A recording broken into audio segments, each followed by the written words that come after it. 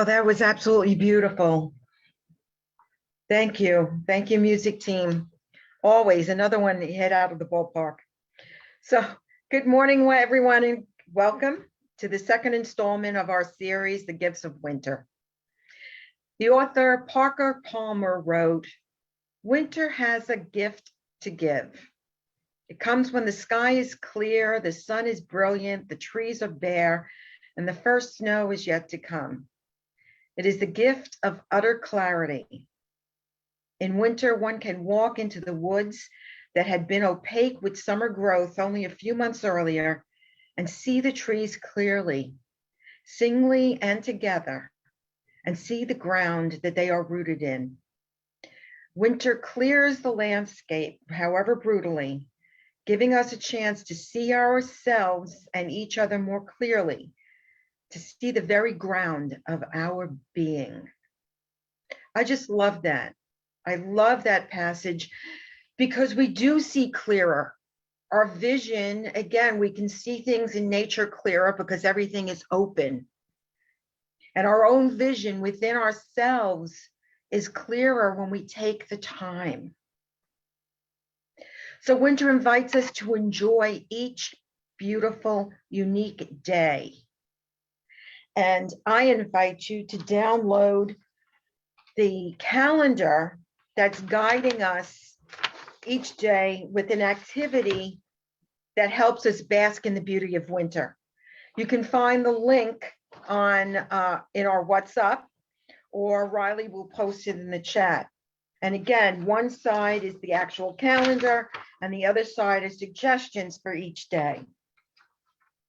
Now, last week, we looked at how winter had gotten a bad rap over the years. And we looked at the option to choose to change our mind about winter and look at it differently. We looked at the wisdom in nature when it comes to what winter offers: a time to rest, renew, let go, a time for contemplation, a time for introspection. And today, we're going to specifically look at rest. Rest is so crucial to our well-being. Now, the Sabbath was considered so important that one of the creation stories was created specifically to stress the importance of Sabbath and rest. In Marcus Borg's book, Reading the Bible Again for the First Time, he addresses the importance of Sabbath in his chapter on the two creation stories found in the Hebrew Bible. Now, before we look at that, I'd like to share some Bible history. And I'm going to share my screen.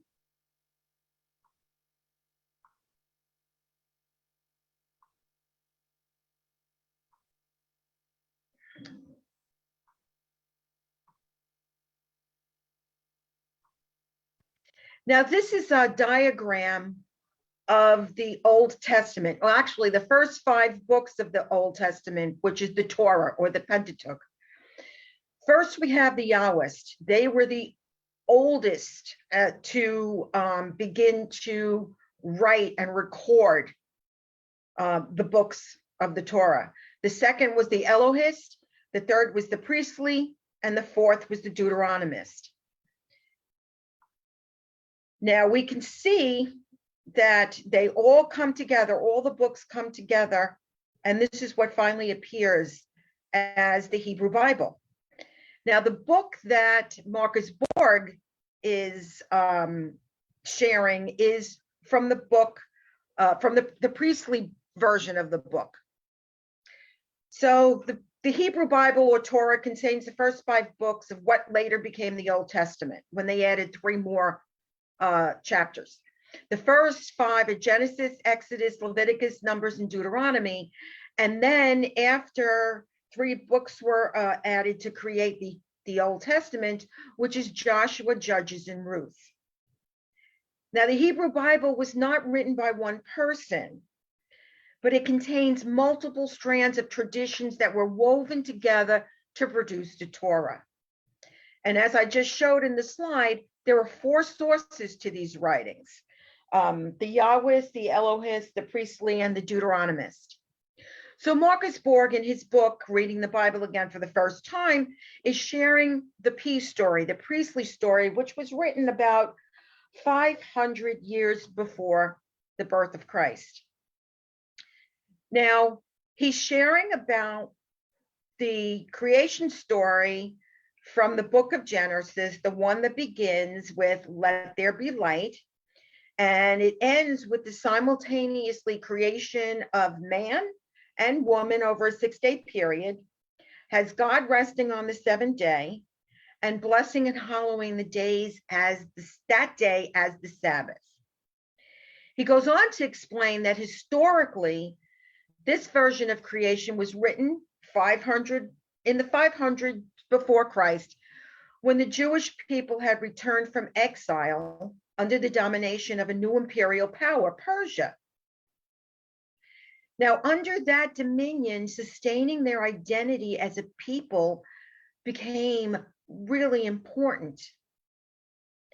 And one of the observances that they practiced that was very important was the Sabbath, the day of rest. Borg asks, so why does creation take 6 days in the peace story? It was to make the point that even God observed the Sabbath. So rather than being intended as a literal account on how long creation took, the 6-day creation was meant to reinforce the importance of the Sabbath. Now, we know that Jesus practiced Jewish law. Jesus was a Jew, and it was clear that Jesus thought that rest was a priority too. He took time to withdraw. He took time to go away for a while. And that's consistent in the Gospels. This was another example of Jesus's understanding and the integration of both his divinity and his humanity. Now, as spiritual beings having a human experience, we need to rest. We need to rest the body, the mind, and the spirit. We need to rest physically, mentally, and spiritually. And we're going to look at each one of these. So let's start with the spirit, with resting the spirit. Now I'm going to read several passages from Wayne Mueller's book, Sabbath. And I've used this book in the past to write talks. He says, remember the Sabbath. In the relentless busyness of modern life, we have lost the rhythm between work and rest. All life requires a rhythm of rest. There is a rhythm in our waking activity and the body's need for sleep. There's a rhythm in the way day dissolves into night and night into morning. There's a rhythm as the active growth of spring and summer is quieted by the necessary dormancy of fall and winter. There's a tidal rhythm, a deep, eternal conversation between the land and the great sea. In our bodies, the heart perceptibly rests after each life-giving beat. The lungs rest between the exhale and the inhale. Sabbath honors the necessary wisdom of dormancy. If certain plant species, for example, do not lie dormant for winter, they will not bear fruit in the spring.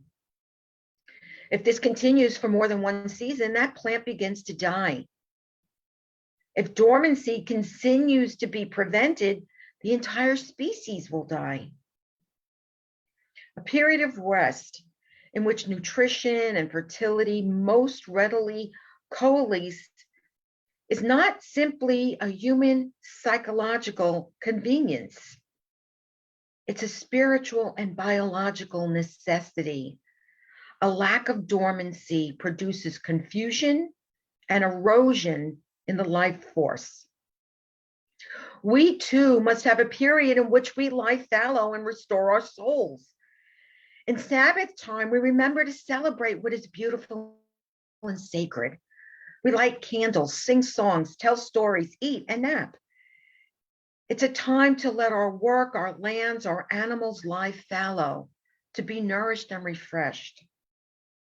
Within this sanctuary, we become available to the insights and blessings of deep mindfulness that arise only in stillness and time. When we act from a place of deep rest, we are more capable of cultivating what the Buddhists would call right understanding, right action, and right effort. In a complex and unstable world, if we do not rest, if we do not surrender into some kind of Sabbath, how can we find our way? How can we hear the voices that tell us the right thing to do? If we refuse to rest until we are finished, we will never rest until we die. Sabbath dissolves the artificial urgency of our days because it liberates us from the need to be finished. And I love that last line. It liberates us from the need to be finished. You know, if you're tired, who cares if the dishes are done? If you're tired and you need to rest, who cares if you finish that last page of whatever you're working on for work? Your soul, your spirit depends on you taking care of yourself. Now, another one is the need to rest mentally. In Cheryl Richardson's book, The Art of Extreme Self-Care, she invites us to evaluate our level of self-care by asking ourselves some questions. Where do you feel deprived? Do you need to unplug? Where are you overcommitting? Are you willing to make rest a priority? Do you have a day where you don't have to respond to anything? A day where you don't have to think? A day where you can just be when there's nothing to figure out? Do you have a day where you can just take care of yourself? You know, she writes, enjoying a life of extreme self-care means living and working in a soul-nurturing environment, developing a greater appreciation for and connection with nature, doing work that provides an opportunity to express your greatest gifts and talents, and caring for your emotional, physical, and spiritual health in a way that's aligned with who you are and what you most need. When you allow yourself to want this and then have it, you can't help but want it for others as well. The art of extreme self-care takes patience, commitment, and practice. Now, how many of us really practice self-care on a daily basis? It was so important that even in ministerial school, we were graded and actually examined on our self-care plans. If you're depleted, you cannot serve. If you're depleted in any area of your life, you don't function at your optimal. Self-care and rest need to be priorities in our life. And this isn't what winter is showing us. And then it comes to physical rest. Now, the author, Gretchen Rubin, said that it covered this, the importance of physical rest, in the first chapter of her book, The Happiness Project. According to Gretchen, millions of people fail to get the recommended 7 to 8 hours of sleep a night.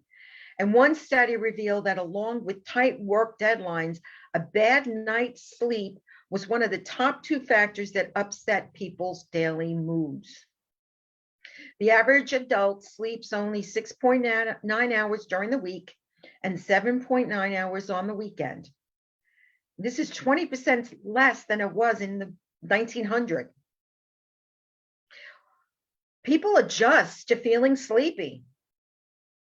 But sleep deprivation impairs memory, it weakens the immune system, it slows the metabolism, and might, as some studies suggest, foster weight gain.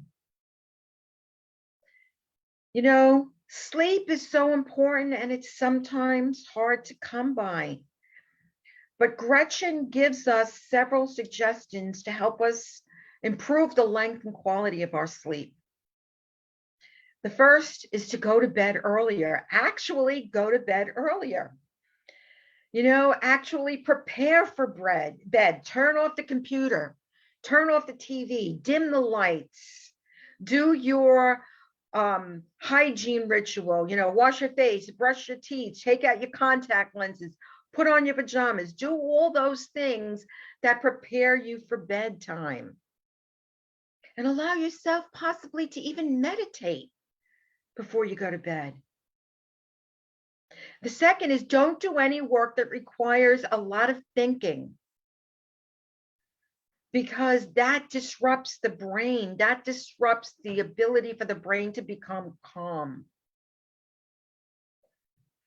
So if you're working on something, give yourself an hour, a half hour to just ease into your bedtime, your sleep time. Another suggestion is to make your bedroom chilly at night and to remove any electronics as possible from your bedroom, including anything that blinks or lights or makes a sound. I literally turn my alarm clock away. I face it towards the wall, because if I need to get up to use during the night to use the restroom, I don't want to see that light. It's so important to do those things that are going to support us in our sleep, because sleep is so important.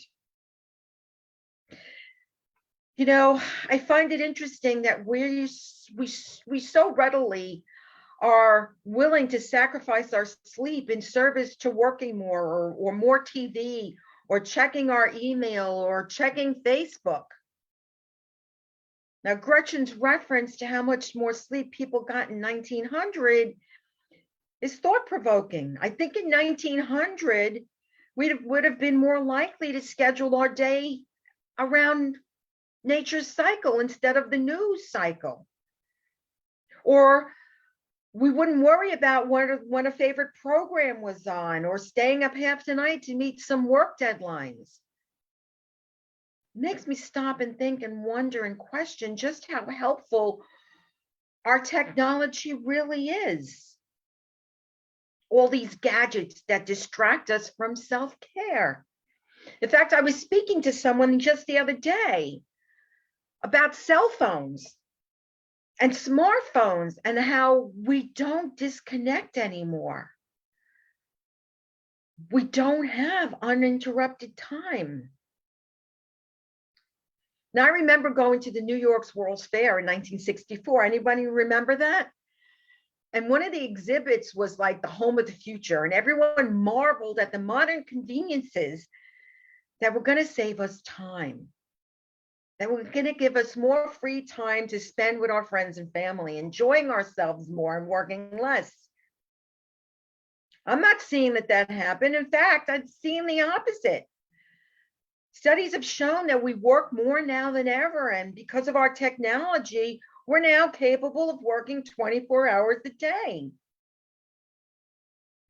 What happens to sleep? If we let it, our every waking hour can be filled with constant communication, deadlines, tasks, and work. And everything must be done faster and faster. But we can put a stop to that. I personally make it a practice to turn off my cell phone every night between 8 and 9 o'clock.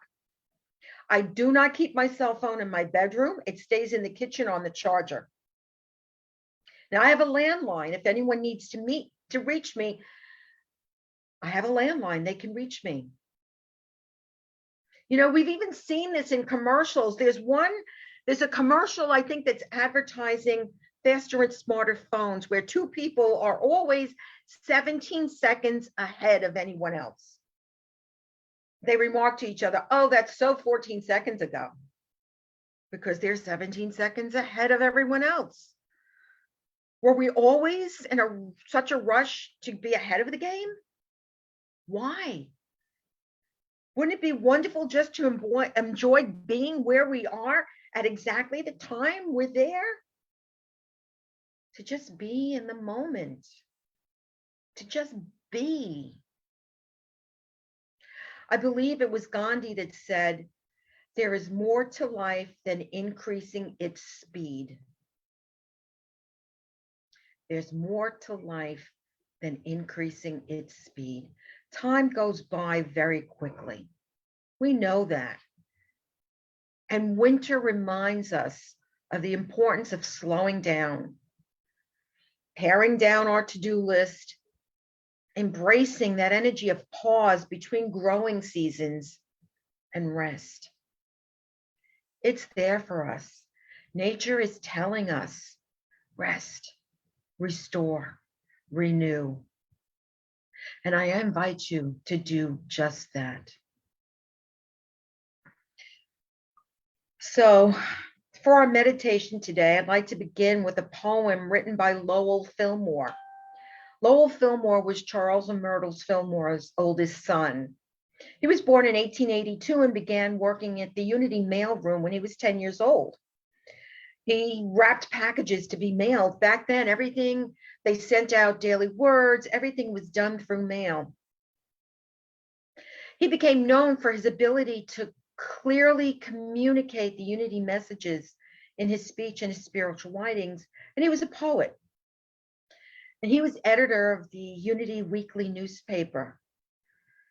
When Charles Fillmore wanted more time to write and travel, Lowell became head of the Unity School and began running the institution's day-to-day operations.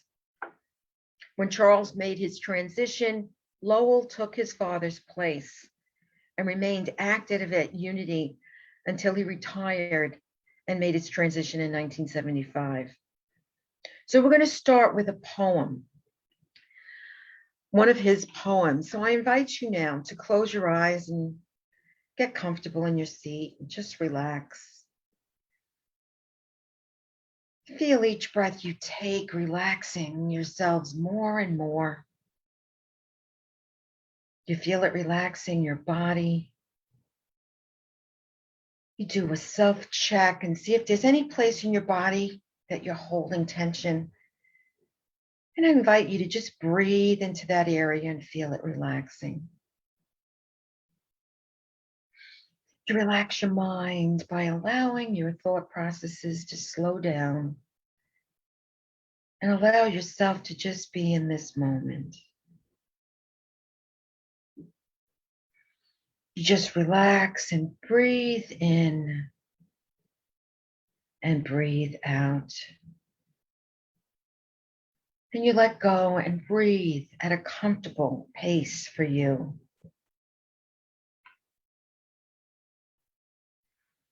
When for a purpose I had prayed and prayed and prayed until my words seemed worn and bare with arduous use. And I had knocked and asked again, and all my fervor and persistence brought no hope. I paused to give my weary brain a rest and cease my anxious human cry. In that still moment after self had tried and failed, there came a glorious vision of God's power.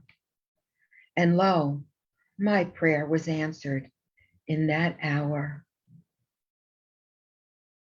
I gave pause to give my weary brain a rest. I imagine right now in this moment that there is a mental pause button that I can push. It may be in the center of my forehead or in my heart center. And I imagine this pause button somewhere that I can easily push to give my weary brain a rest. This pause button is always available, always accessible. And as thoughts and worry or fear and anxiety come up, I just push this pause button and give myself time to pause, to rest, to reflect. And I remember that poem verse again that says, in that still moment, after self had tried and failed, there came a glorious vision of God's power. And lo, my prayer was answered in an hour. So I pause. I pause and experience and know the grace, the glory, the beauty of the activity of God in me. This activity is there at all times. And when I forget, I press that pause button and I remember to be still, to be quiet. And right now, as I move deeper and deeper into the silence, I just listen.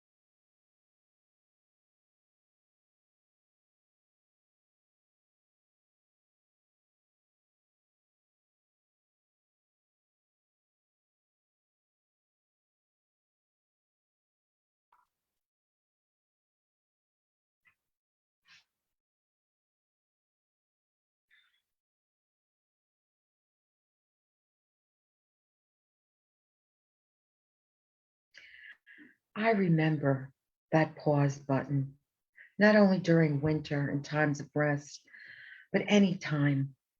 That pause button is always available. I can always sit and pause and rest and renew, and join with the awareness of the divinity within me. And right now, we bring to mind anyone who may be in need of prayer, anyone on our unity prayer list, on silent unity, and we extend these prayers to anyone in the wider circle in the world who may need prayer. We affirm that there's a power and a presence within them that will see them through any temporary difficulty they are experiencing on the physical earth plane. We know that there is only God, and in truth, they are whole, healed, and well. We pray that whatever difficulty they are experiencing, that they may move through it quickly with the awareness of the presence within them. And we affirm wholeness and oneness for all beings, all living things. And we are so grateful for this awareness. And with that, I invite you to bring your consciousness back into your body, back into the room where you are, And when you're ready, you can open your eyes.